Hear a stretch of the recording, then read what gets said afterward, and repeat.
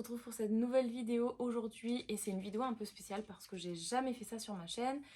C'est des vidéos vlogmas et je me suis dit pourquoi pas filmer un petit peu mes lectures, mes recommandations, etc. durant le mois de décembre, du moins jusqu'à Noël.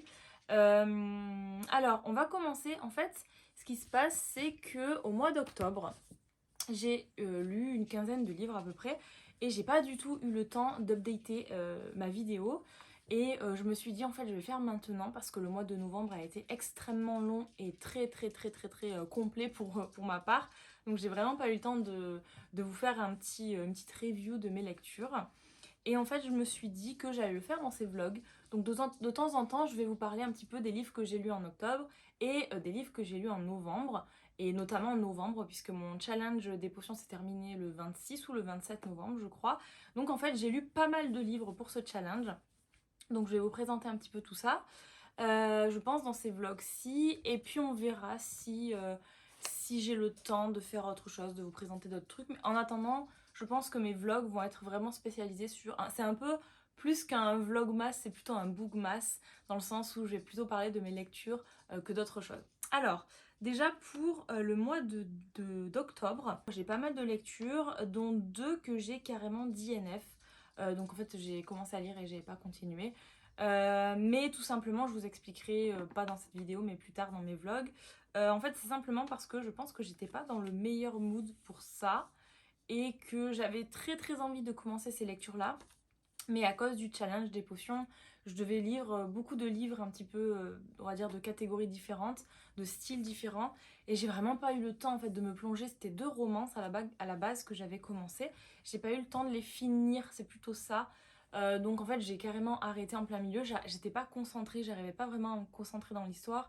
Ce qui faisait que j'appréciais pas autant que ce que j'aurais voulu ma lecture. Donc voilà, donc je les ai d'INF. Mais c'est pas forcément des lectures que j'aurais dû d'INF de base, c'est juste des lectures que c'était vraiment pas le moment pour moi de les lire. Donc je les reprendrai, je vous en parlerai plus tard. Mais sinon pour ce qui est des lectures que j'ai déjà faites donc au mois d'octobre, je vais vous en présenter 4 aujourd'hui, donc 3 que j'ai ici. Et un que je n'ai pas parce que je l'ai lu en e-book et donc j'ai pas la version papier. Alors, je prends aussi mon Goodreads parce que c'est vrai que j'oublie beaucoup, surtout que c'était octobre. Donc j'oublie un petit peu ce que j'ai dit, ce que j'ai noté. Donc je reprends un petit peu mes reviews. Donc on va commencer déjà par la lecture de Twisted Love et de Hannah Wang. Et alors là je l'ai lu en anglais, en version originale. Il est sorti chez Hugo Roman, non je crois, je sais plus, je crois. J'avais commencé à annoter un petit peu et je vous explique ce qui s'est passé. Je peux pas dire j'ai pas aimé parce que j'ai bien aimé ma lecture, hein, c'était pas une mauvaise lecture, mais ça m'a pas transcendé, c'était vraiment pas un coup de cœur, tout simplement parce que j'ai trouvé que tout allait très vite dans ce livre-là. J'ai trouvé que, comment dire, la romance arrive très vite alors que c'est censé être un Grumpy Sunshine, sauf que pour moi un Grumpy Sunshine c'est quand elle est très rayonnante, elle est toujours happy, toujours bien, elle diffuse un peu du bonheur et de la joie partout. Lui il est toujours en train de râler, jamais content, tout ça. Mais pour moi ça va loin même dans l'histoire où vraiment les deux ils s'engueulent assez souvent pour ça, où lui il est vraiment très grumpy, tout ça. Sauf que là j'ai trouvé que vraiment à part les premiers chapitres où il dit ne pas l'apprécier, il tombe très vite en fait. Et je sais pas, j'ai pas trouvé trop développé par rapport au personnage, hein, simplement parce que l'intrigue en soi est bien. Il y a quand même une histoire, un peu une enquête, etc. Donc l'intrigue est bien. Mais oui, j'ai trouvé vraiment manque de développement. Tout va très vite, tout s'enchaîne. Et aussi, j'avais l'impression que on passait un chapitre où il y avait un problème, il se passait quelque chose. Et le chapitre suivant, c'était réglé en fait. Et de là, on enchaînait sur un autre chapitre et il y avait autre chose et ça se réglait. Enfin, tout allait très vite en fait. Donc, je sais pas, j'ai pas tant que ça à accrocher. J'aime pas quand c'est trop long non plus, mais j'aime bien quand on prend le temps de détailler quand même le problème. J'aime bien quand les deux ils se boudent un petit peu plus longtemps qu'un seul chapitre, quoi. J'aime bien quand il y a des quiproquos, des choses comme ça. Et là, je trouve que ça manquait un petit peu. Vraiment, ça manque un petit peu pour la façon dont on nous le vend dans le résumé et même rien que la phrase qui est ici où on nous dit il a un cœur de pierre, un cœur de glace, mais il brûlerait le monde pour elle. J'ai pas ressenti ça dans ce livre-là. J'ai pas, non, je suis pas in love de ce bouquin, mais c'était une bonne lecture. En soi, c'était une bonne lecture. Je crois que j'ai mis un 4, voilà, j'ai mis 4 étoiles. Alors, si vous vous demandez comment je note mes lectures, en fait, je mets des 3 étoiles pour les livres pour lesquels j'ai vraiment pas apprécié ma lecture, où je me suis un petit peu ennuyée, tout ça. Je mets des 4 étoiles pour les livres où on va dire que ça va, j'ai apprécié ma lecture dans un sens, donc comme pour ce livre-là, j'ai quand même apprécié, hein, je suis allée jusqu'au bout, il n'y a pas eu de problème, mais j'ai pas eu de coup de cœur et je trouve qu'il manque de petites choses, voilà. Ensuite, pour ce qui est des 5 étoiles, ou 5 étoiles, même plus, ce sont vraiment mes coups de cœur et ce sont donc les deux dont je vais vous parler tout de suite. Mais voilà, je mets 5 étoiles pour mes coups de cœur. Sinon, en dessous de 3 étoiles, en général, je ne note pas. Je préfère pas faire de chronique ou si je peux mettre la note sur Goodreads, je vais mettre une, deux ou trois, ben, 3 étoiles oui, mais une ou 2 étoiles. Mais je vais pas forcément mettre de critique parce qu'après, j'ai pas envie de rentrer dans le détail. C'est juste une lecture qui peut-être me convient pas, qui ne m'a vraiment pas, je sais pas, que j'ai pas compris ou voilà, qui n'est pas faite pour moi. Mais voilà, je vais pas rentrer dans le détail et j'ai pas non plus trop envie de descendre les livres. Donc en général, une ou 2 étoiles, je mets pas. Voilà. Je peux, à partir de 3 étoiles, je note. Euh, Donc voilà, tout simplement, c'était ça que je voulais vous dire. Je pense que je ferai un post Instagram sur ma façon de noter mes romances, mes lectures. Mais voilà, ensuite je vais vous parler donc de un deuxième que j'ai lu, c'était Under the Ice. Et vraiment, je l'ai dévoré. Alors par contre, celui-là, je l'avais lu en e-book. Mais je l'avais lu en e-book et je vous dis, j'ai la version papier. Pourquoi? Tout simplement, c'est parce que je l'ai adoré. Je l'ai lu, je crois que je l'ai lu en moins de 24 heures, tellement je l'ai adoré. Là, il paraît petit parce qu'il est en format poche, mais il est pas si court que ça, hein. C'est un roman, je pense qu'il doit bien faire 400 pages. Et ouais, je suis tombée complètement in love de cette histoire. J'ai adoré, c'est un côté natation. Je crois que la fille fait de la natation, voilà, nageuse, c'est ça. Madison qui est nageuse. Et Isaiah, il s'appelle, qui est hockeyeur, hein. On adore les romances avec les hockeyeurs, de toute façon, hein, sur cette chaîne. Donc voilà, et vraiment, j'ai noté 5 étoiles, plus, parce que c'était vraiment un énorme coup de cœur pour moi. Donc, j'ai pas encore lu le tome 2. Je l'ai acheté, du coup j'ai enchaîné, j'ai acheté les deux ensemble. Donc je voulais absolument lire le tome 2 en version papier et pas en e-book puisque j'avais adoré la première partie. Et le tome 3 va sortir bientôt, peut-être ce mois-ci, je sais plus trop, faudrait que je regarde. Mais voilà, ce qui est sûr c'est que je vais l'acheter. Et donc je vous parlerai donc du tome 2 pour savoir si ça a été le même coup de cœur ou pas que celui-ci. Ensuite on continue avec Lexmo. Et alors ce livre-là, ça a également été un énorme coup de cœur et je crois que si je dois choisir entre les deux, je choisis Lexmo sans aucun doute parce que même si lui a été un coup de cœur, ça a été un coup de cœur, on va dire, c'est une histoire assez commune, c'est une histoire qu'on voit souvent dans les romances lycéennes ou universitaires, c'est quelque chose qu'on voit, c'est vraiment un plot twist et tout ça qu'on voit. Là, je vous avouerai que ça reste une romance universitaire, donc ça plaît pas à tout le monde. Moi j'adore, hein, mais ça plaît vraiment pas à tout le monde. Mais l'autrice a vraiment extrêmement bien géré son texte. J'ai adoré la plume de l'autrice, j'ai adoré l'humour qu'on retrouve dans ce livre-là. Et j'ai notamment adoré en fait le fait que...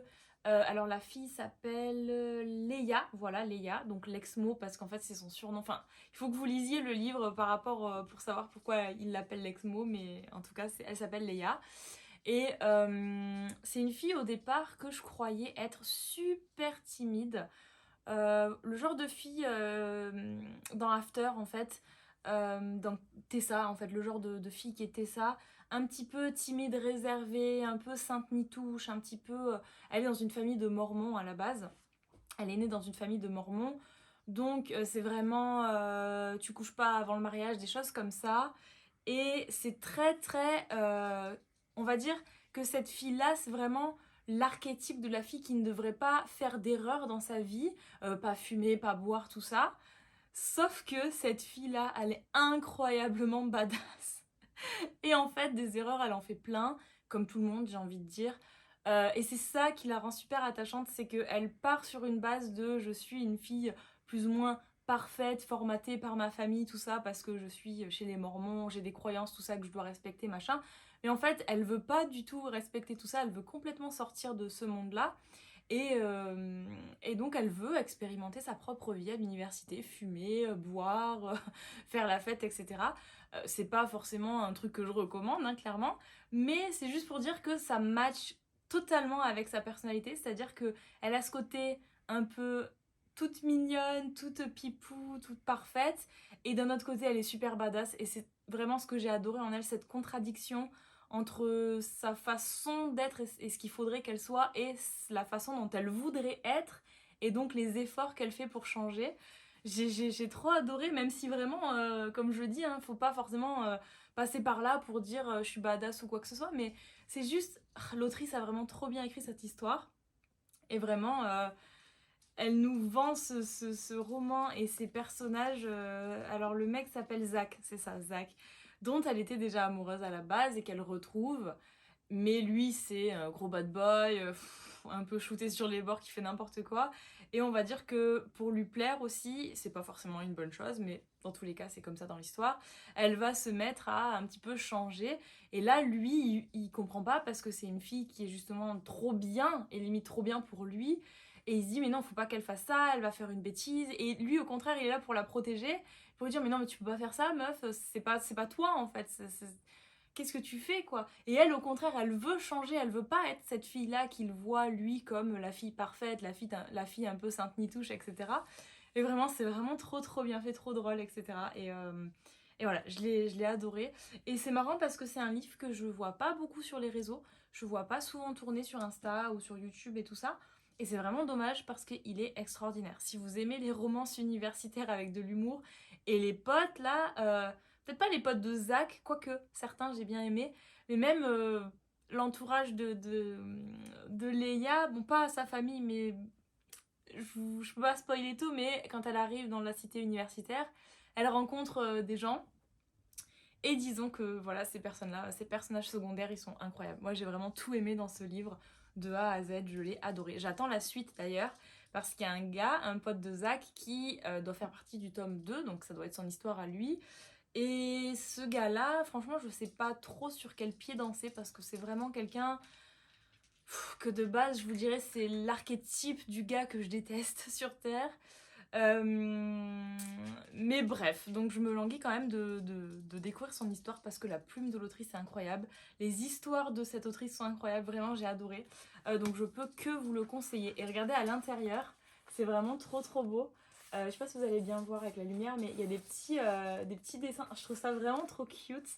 Et je suis un peu dégoûtée. Alors je l'ai pas annoté, comme vous voyez, parce qu'en fait je l'ai lu également en e-book. Et je suis complètement tombée in love de cette histoire. Du coup, pareil, quand j'ai commandé Under the Ice, j'ai commandé l'Exmo aussi. Pas poche du tout, moi je crois qu'il est même pas en poche, mais le brochet, il me fallait absolument le brochet qui est magnifique. Et je vais, je pense, le relire incessamment sous peu. Et donc l'annoter pour pouvoir retrouver certains passages qui m'ont fait rire et qui m'ont fait un petit peu... qui m'ont énervé aussi, parce qu'il y a des passages qui m'ont énervé vraiment par rapport à Zach et à ses réactions. Mais il y a vraiment tout ce que j'aime dans ce bouquin, donc voilà, je vous le conseille également. Ensuite, dernier livre que je vais vous présenter dans cette vidéo, c'est... alors j'ai pas le livre, je vais l'acheter également parce que c'est un coup de cœur incroyable, mais je l'ai lu en e-book sur Nextory. Et c'était Hadès et Perséphone, donc le tome 1, A Touch of Darkness. Et là, pareil, hein, vous voyez, j'ai mis, je sais pas si vous voyez bien derrière, mais j'ai mis 5 étoiles, et c'est 5 étoiles plus. J'ai adoré aussi, j'ai fait une review, une chronique immense, super longue. Mais en fait, alors attention, il y a beaucoup de scènes de smut, donc pour ceux qui n'aiment pas, voilà. Mais moi j'ai beaucoup adoré, j'ai vu beaucoup de critiques sur ce livre-là parce que certains pensaient que c'était vraiment une romantécie, vraiment un truc, un monde fantasy, tout ça, alors que c'est vrai que malgré ce qu'il peut y avoir de fantasy, dans le sens où c'est quand même une réécriture de Hadès et Perséphone, de la mythologie grecque et tout ça, donc on a beaucoup de personnages de la mythologie, et j'ai adoré ça d'ailleurs, parce que j'adore la mythologie grecque, mais c'est vrai que ça se passe aux enfers. La plupart du temps, ça se passe aux enfers, là où habite Hadès, donc. Mais c'est très moderne, en fait. On a l'impression d'être aux enfers, mais dans un monde assez moderne. Déjà, Hadès travaille. Euh, mais il travaille pas forcément... Enfin, je peux pas tout expliquer parce que vraiment... Ça serait pas spoilé, mais ça serait bête, en fait, que je vous explique, parce que je trouve que en lisant le livre, en découvrant le livre, c'est là où ça a tout l'attrait, tout l'intérêt. C'est là où ça nous fait ce contraste entre fantasy et monde contemporain. Et moi j'ai adoré, vraiment j'ai adoré ça. Pour moi c'était extrêmement bien mélangé, extrêmement bien écrit. Euh, j'ai vu beaucoup de monde critiquer ça, le fait que ce soit trop contemporain et que donc ça manque de fantaisie, mais pas du tout, j'ai pas trouvé. Les enfers sont très bien décrits, les vêtements, mais il y a vraiment les tenues des gens, on se sent vraiment dans la mythologie grecque, en étant dans une partie un peu contemporaine. Je sais pas comment expliquer, mais moi j'ai trouvé ça extrêmement bien écrit, extrêmement bien mixé. Moi ça m'a plu, vraiment, donc c'est un coup de cœur aussi, donc 5 étoiles. Et je vais faire ce mois-ci, d'ailleurs je dois commencer ce week-end, une lecture commune avec des amis sur Instagram. Et donc si vous voulez savoir un peu plus, je vais faire la lecture commune du tome 2, donc Hadès et Perséphone. Alors le tome 2, je sais plus comment il s'appelle. Mais voilà, donc je vais le lire en lecture commune parce que pareil, les filles avec qui je fais ma lecture commune ont adoré le tome 1 et on s'était dit tiens, si on lisait le tome 2 ensemble parce qu'il y a vraiment plein de choses à dire. Et ça va, toi, tu t'amuses bien. Plein de choses à dire et voilà, le lire à plusieurs, ça peut être intéressant aussi de partager nos points de vue. Donc voilà, donc c'est tout pour les lectures dans cette vidéo pour l'instant, parce que j'ai encore 3 livres à vous présenter pour mes lectures d'octobre. Donc je pense que dans une prochaine vidéo, je vous ferai ça. Et je vous ferai bien évidemment mes lectures du mois de novembre. T'es excité toi mon chien, t'en peux plus, hein, on va se calmer. Hein. Tiens. Et je vous ferai donc, je disais, mes lectures du mois de novembre, parce qu'il y en a beaucoup également. Et j'ai pas eu le temps de faire de vidéo sur ça. Donc voilà, c'est tout pour cette petite vidéo, ce petit vlog. J'espère que ça vous aura plu et que ça vous donnera des idées de lecture et notamment l'Exmo. N'oubliez pas l'Exmo, vraiment, il est incroyable, valeur sûre, vraiment il est incroyable. Donc voilà, donc sur ce j'ai terminé cette petite vidéo, ce petit vlog. C'était pas très long, hein, mais je vais essayer de filmer un maximum quand même au mois de décembre. Comme je vous ai dit, ça sera pas tous les jours, mais je vais quand même essayer de m'y tenir, voilà. Je vais vous montrer aussi un petit peu ce que je fais. Donc j'ai fait un journal de lecture. Donc en fait ici vous avez toutes les lectures que j'ai en cours. Donc je note un petit peu la date et le temps que j'ai lu, la page à laquelle j'en suis et un petit peu mon ressenti, le pourcentage de combien j'ai lu du livre. Et là mes petites notes pour pouvoir après faire ma chronique. Bon là j'ai encore rien marqué parce que c'est vrai que de toute façon je note ici. C'est plutôt des petits... voilà, comme ici pour les thèmes du livre que je suis en train de lire, donc les grands thèmes du livre, le fait que ce soit une saga, tout ça, des petites choses que je veux ne pas oublier pour pouvoir faire ma chronique. Donc voilà, ce sont un petit peu toutes mes lectures en cours pour ce début de mois. Donc voilà, ça c'est un SP, donc du coup j'ai commencé la lecture parce que l'autrice m'a contactée pour faire une chronique sur son livre, donc j'ai jusqu'au 28 décembre pour la faire. J'ai clairement le temps, mais je pense que je vais la faire d'ici une semaine, à mon avis, sur Instagram. Et là, je suis en train de lire celui-ci en lecture commune avec les filles sur Instagram. Donc n'hésitez pas à me suivre d'ailleurs sur Insta parce que c'est là que je poste un petit peu toutes mes chroniques, toutes mes reviews de lecture.